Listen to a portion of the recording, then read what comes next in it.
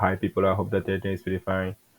My name is Sam, and I created this YouTube channel in order, like to share my game dev journey with you. So actually, I'm learning Unity 3d, and very unconventional way because a YouTube channel out there, and they got really great tutorial, but I'm not using them.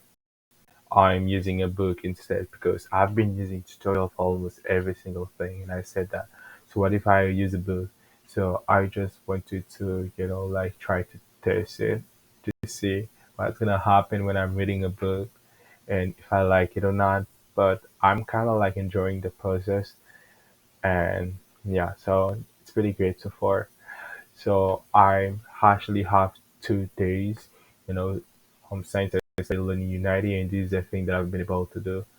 So I create this environment. It's not like a huge and big environment, a beautiful environment to either, but just like a simple box, a simple plane with some beautiful, not beautiful shape, with some rectangular shape. So yeah, just harder to let the player move and to see how the player gonna like interact with the environment. So this is the thing that I've been able to do. The player can move, the player can shoot.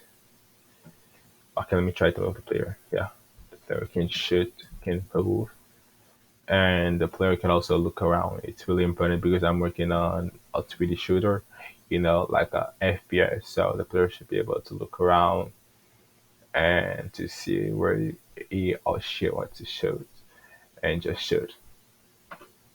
So yeah, the player can move too. But on my first, the first script that I created for the player, so the player was able to fly. But I don't really know why I didn't really like it, so I removed it. But if I want to, so I know how to, like create this functionality for the player in the future. So that's really great. But actually, the player can move and then can show. So these are the two functionalities that the player can do actually. So it's not a big thing. I only have 2 days, like while learning Unity. So I think it's pretty great so far.